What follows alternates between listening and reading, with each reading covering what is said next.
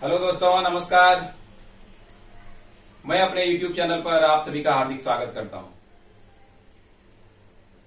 हम लोग union and territory, संघ एवं उसके राज्य क्षेत्र, इसको देख रहे थे, जिसमें हम लोगों ने एक लेक्चर देख चुका और इसमें इससे संबंधित जितने भी अनुच्छेद थे, अनुच्छेद 1 से लेकर 4 तक, इसको हम लोग लेक्चर 1 में कंप्लीट कर चुके हैं।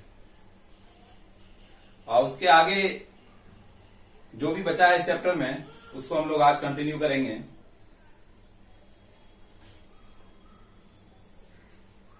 देखिए, अगर हम अखंड भारत की बात करें तो उस समय इसमें ये जो पाकिस्तान है, अफगानिस्तान है, नीचे श्रीलंका से होते हुए इधर म्यांमार, यह पूरा जो था भारत का ही क्षेत्र था। पूरा यह भारत था, अखंड भारत। इसमें सबसे पहले 1893 में, 1893 ईस्वी में, यह भारत के क्षेत्र से, जो पूरा जो भारत था, ये अफगानिस्तान और भारत के बीच एक सीमा का निर्धारण किया गया, जिसे ड्यूरंड लाइन के नाम से जाना जाता है। तो ड्यूरंड लाइन के द्वारा अफगानिस्तान 1893 में ड्यूरंड रेखा, ड्यूरंड लाइन, इसके द्वारा भारत से अफगानिस्तान को अलग कर दिया गया 1893 में। देखिए, क्वेश्चन आता है कि ड्यूरंड रेखा है ना, किन दो देशों को अलग करती है? तो जब यह अलग हुआ था उस समय भारत और अफगानिस्तान था, क्योंकि पाकिस्तान उसमें भारत में था। लेकिन अब क्या है, अब देखिए, यह जो लाइन है पाकिस्तान और अफगानिस्तान के बीच में है ना। तो अब अगर ये भी ऑप्शन आए पाकिस्तान और अफगानिस्तान के बीच, तो ये सही है। अगला है म्यांमार। 1935 में, 1935 ईस्वी में भारत से बर्मा अलग हो गया। म्यांमार का पुराना नाम बर्मा था और 1935 में यह भारत से अलग हो गया। उसके बाद हम 1947 में आते हैं। भारत को स्वतंत्रता के उपरांत पाकिस्तान 1947 में अलग होता है। रेड क्लिफ लाइन, मैंने बताया था, रेड क्लिफ लाइन के द्वारा पाकिस्तान और भारत दोनों का विभाजन हो जाता है। अगला बांग्लादेश है 1971 में। तो ये जितने थे पूरे अखंड भारत, ये अलग होते होते फाइनली अभी ये हमारा जो भारत है, इसका जो सीमा है, अभी यह सीमा रह गया है। तो हम लोग देखेंगे इसमें, अभी हम लोग जो जानते हैं जितने राज्य हैं, अभी टोटल कितने राज्य हैं? 28 स्टेट्स एंड 8 यूनियन टेरिटरी। तो इस यह बने कैसे, इनका निर्माण कैसे हुआ?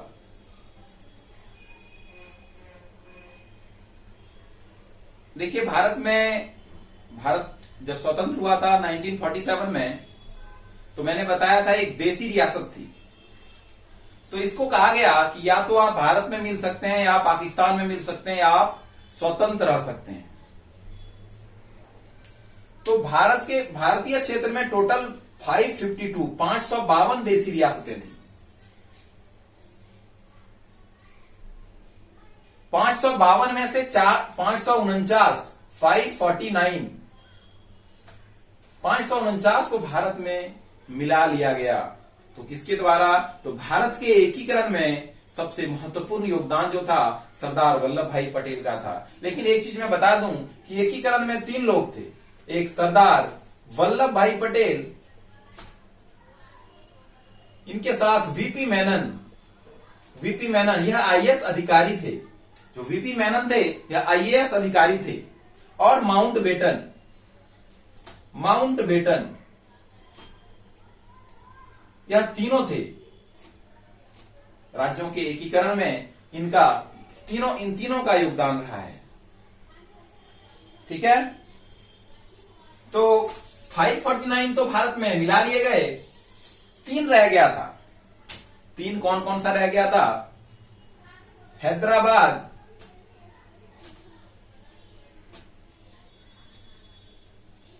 जूनागढ़ और तीसरा जम्मू एंड कश्मीर। अब देखिए हैदराबाद जो था इसे बाद में पुलिस कार्रवाई के माध्यम से मिला लिया गया था ऑपरेशन पोलो के तहत। इसको याद रखना है, कौन सा ऑपरेशन? ऑपरेशन पोलो के तहत पुलिस कार्रवाई के माध्यम से हैदराबाद को मिला लिया गया। बात करें जूनागढ़ की, तो जूनागढ़ में जनमत संग्रह होता है, रेफरेंडम होता है, और इसे जनमत संग्रह के द्वारा, मतलब मैक्सिमम लोगों का वोटिंग था कि मुझे भारत में मिलना है, तो जनमत संग्रह के द्वारा जूनागढ़ को भारत में मिला लिया जाता है। अब लास्ट एक रह जाता है जम्मू एंड कश्मीर। तो जम्मू एंड कश्मीर का सिचुएशन पता है कि यह स्वतंत्र रहना चाहता था। वहां पे जम्मू एंड कश्मीर के राजा उस समय हरि सिंह थे। क्षेत्र तो मुस्लिम बहुल था लेकिन राजा हिंदू था, है ना। तो फाइनली जम्मू एंड कश्मीर को विलय पत्र पर हस्ताक्षर के द्वारा मिला लिया जाता है। कैसे? विलय पत्र पर हस्ताक्षर के द्वारा। विलय पत्र पर हस्ताक्षर के द्वारा जम्मू एंड कश्मीर को भी भारत में मिला लिया जाता है। इस प्रकार जितने भी देशी रियासत थे 552 टोटल भारत में मिल जाते हैं।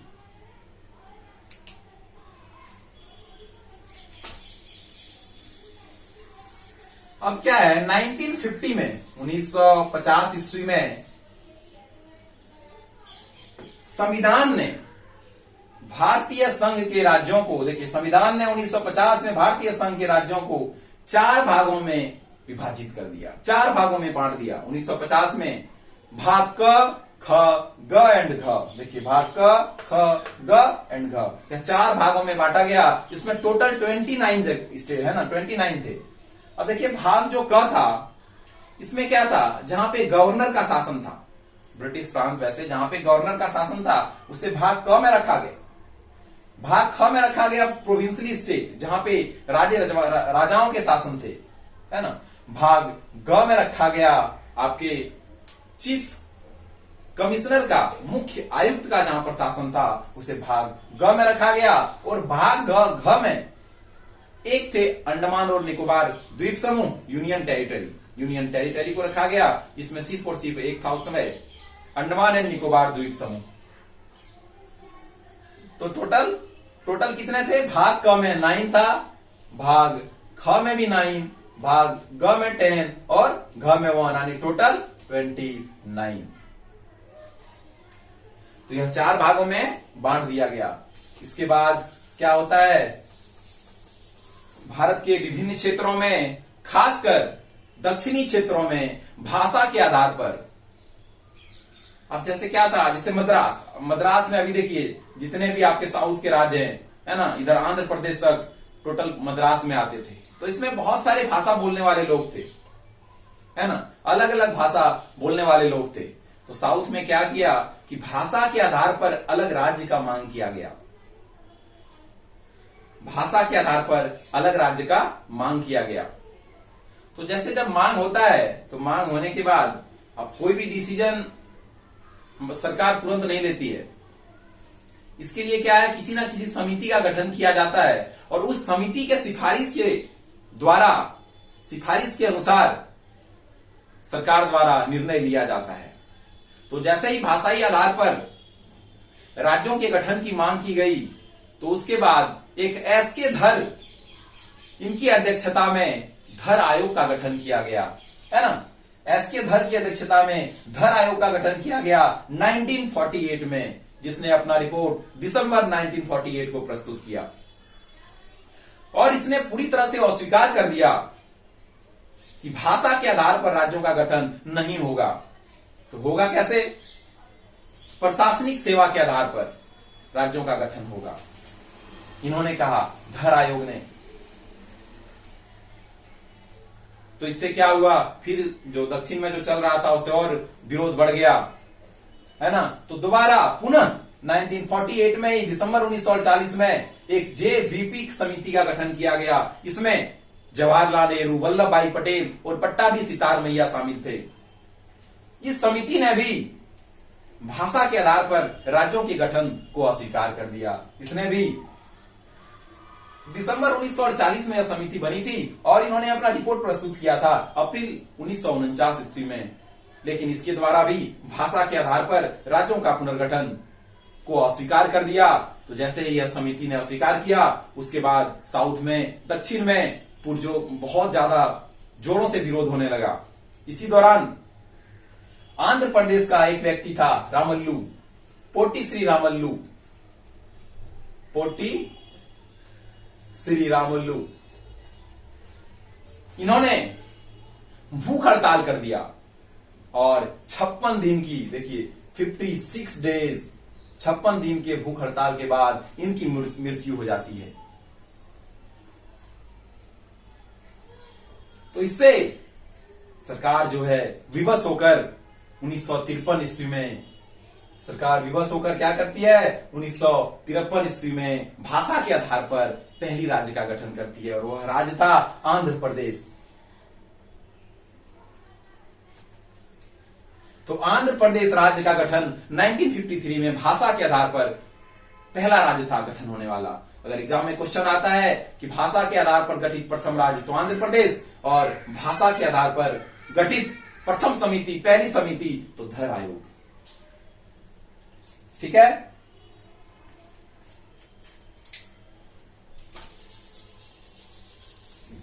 अब इसके बाद क्या है, जैसे ही एक राज्य का गठन हो गया भाषा के आधार पर, तो और भी जितने राज्य थे, जितने भी क्षेत्र थे, हर जगह से यह मांग होने लगा कि हमारे यहां भी भाषा के आधार पर राज्यों का पुनर्गठन होना चाहिए।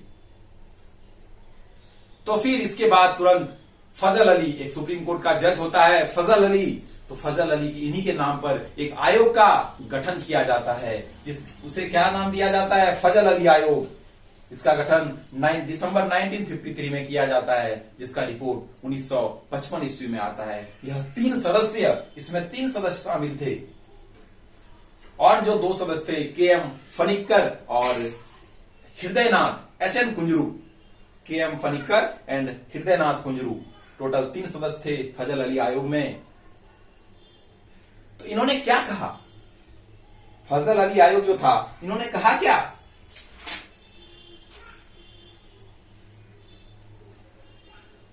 तो इनके द्वारा कहा गया ठीक है भाषा के आधार पर राज्यों का पुनर्गठन होगा। इसको स्वीकार कर लिया इन्होंने फजल अली आयोग ने, लेकिन एक राज्य एक भाषा, इसे इन्होंने अस्वीकार किया कि ऐसा जरूरी नहीं है कि जो एक राज्य का गठन होगा उसमें सिर्फ और सिर्फ एक भाषा बोलने वाले ही लोग रहेंगे। तो देखिए कितना मुश्किल होता, अगर एक तो कितनी राज्यों का गठन हो जाता फिर, है ना। तो इसीलिए इन्होंने एक राज्य एक भाषा के गठन का इसको अस्वीकार किया। ठीक है। जो फजल अली आयोग था, इन्होंने सलाह दी, जो 1950 में हमने देखा जो 4 भागों में जो बांटा था भारतीय संघ के राज्यों को, इसे समाप्त कर दिया जाए और 16 राज्य और 3 केंद्र शासित प्रदेश का गठन किया जाए। हालांकि सरकार ने इनके सिफारिशों को स्वीकार किया, कुछ जो इसमें कुछ ऐड करके इसे स्वीकार किया था, है ना। तो देखिए इसके बाद जो है राज्य पुनर्गठन आयोग,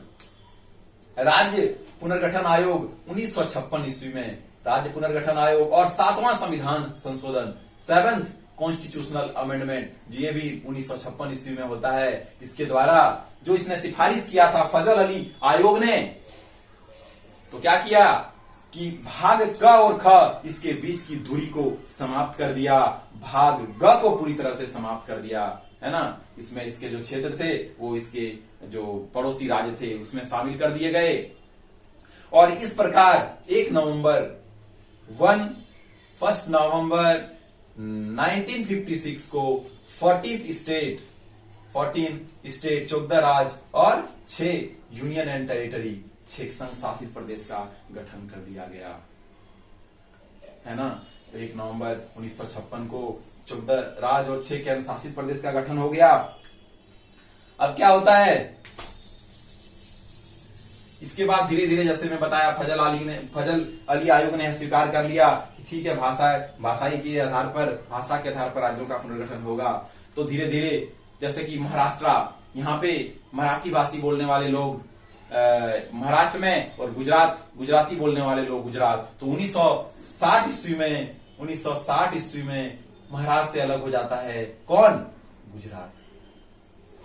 1960 ईस्वी में महाराष्ट्र से गुजरात अलग होता है और यह भारत का 15वां राज्य बनता है। 14 तो पहले थे, एक यह गुजरात 1960 में बनकर 15वां राज्य होता है। 1963 में नागालैंड 16वां राज्य बनता है। उसके बाद 1966 में पंजाब से अलग होकर हरियाणा बनता है 17वां राज्य। और 1971 में जो हिमाचल प्रदेश है यह पहले यूनियन टेरिटरी था, बाद में 1971 ईस्वी में इसे पूर्ण राज्य का दर्जा मिलता है। हिमाचल प्रदेश का गठन कब होता है? 1971 ईस्वी में। ठीक है, फिर 1972 ईस्वी में 3 राज्य का निर्माण होता है, मणिपुर, मेघालय और त्रिपुरा। मणिपुर, मेघालय एंड त्रिपुरा का गठन कब होता है? 1972 में। देखिए 15वां राज्य, 16वां, 17, 18, 19, 20, 21वां राज्य हो गया। मैं उसके बाद बताया था आपको 22वां राज्य के रूप में किसका गठन हुआ था? सिक्किम का। 36 अमेंडमेंट 1975 में सिक्किम को पूर्ण राज्य का दर्जा दे दिया गया था। तो सिक्किम जो था वह 22वां राज्य था। 22वां राज्य के रूप में सिक्किम का गठन कर दिया गया। उसके बाद मिजोरम, अरुणाचल प्रदेश और गोवा। कौन कौन से थे? मिजोरम, इसको मिटा देता हूं मैं, मिजोरम, अरुणाचल प्रदेश और गोवा। मिजोरम,